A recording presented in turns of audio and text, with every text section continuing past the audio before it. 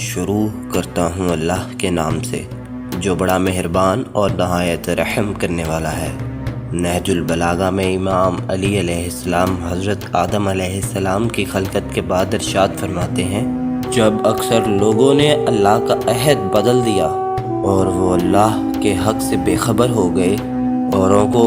اس کا شریک بنا دیا، شیاطین نے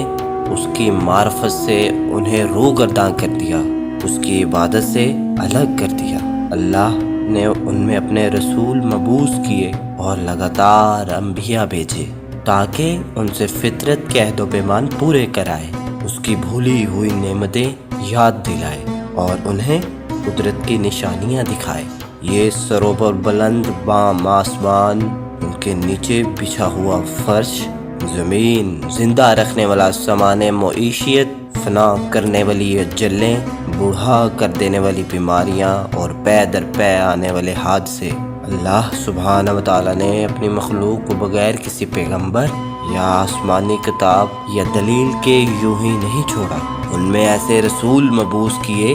جنہیں تعداد کی کمی اور جھٹلانے والے عاجز نہ کر سکے۔ ان میں کوئی پہلے آنے والا تھا جس نے بعد میں آنے والے کو پہچانوایا اور اس کا نام و نشان بتایا۔ ان میں کوئی بعد میں آیا جس کو پہلے والا پہچانوا چکا تھا۔ اسی طرح مدتیں گزرتی گئیں، زمانے بیت کے، باپ داداؤں کی جگہ ان کی اولادیں بس گئیں،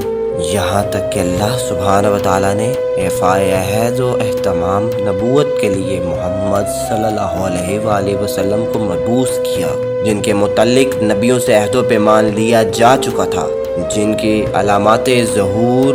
محل ولادت مبارک و مسعود تھا۔ اس وقت زمین پہ رہنے والوں کے مسلک جدا جدا، خواہشات متفرق اور الگ الگ تھیں کہ کچھ اللہ کو مخلوق سے تشبیہ دیتے، یوں کچھ اس کے ناموں کو بگاڑ دیتے، کچھ اسے چھوڑ کر اوروں کی طرف اشارہ کرتے۔ خداوند عالم نے آپ صلی اللہ علیہ وآلہ وسلم کی وجہ سے انہیں گمراہی سے ہدایت کی راہ پر لگایا، آپ کے وجود سے انہیں جہالت سے چھڑایا۔ پھر اللہ سبحانہ و تعالیٰ نے محمد صلی اللہ علیہ وآلہ وسلم کو اپنے قرب کے لیے چنا، اپنے خاص انعامات آپ کے لیے پسند فرمائے اور دنیا کی تمام چیزوں سے آپ کو بلندتر سمجھا اور زحمتوں سے گھری ہوئی جگہ یعنی دنیا سے آپ کا رخ موڑ دیا اور دنیا سے باعزت آپ کو اٹھا لیا۔ آپ صلی اللہ علیہ وآلہ وسلم تم میں اس طرح کی چیز چھوڑ گئے جو انبیاء اپنی امتوں کے لیے چھوڑ کر چلے جاتے ہیں، اور جو اللہ کی طرف سے عطا کیا گیا ہوتا ہے اسے لاوارث نہیں چھوڑتے۔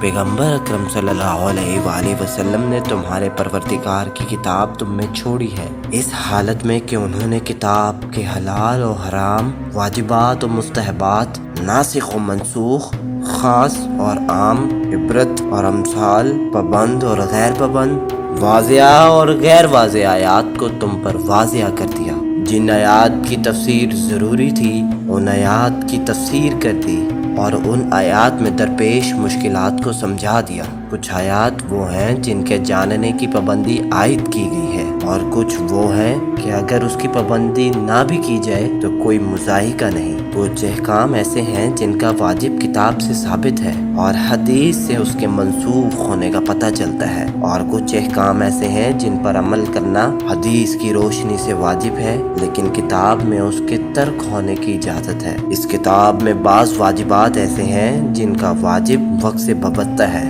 اور آنے والے زمانے میں اس کا واجب برطرف ہو جاتا ہے۔ قرآن کے محرمات میں بھی تفریق ہے، کچھ کبیرہ ہے جن کے لیے آتش جہنم کی دھمکیاں ہیں اور کچھ صغیرہ ہیں جن کے لیے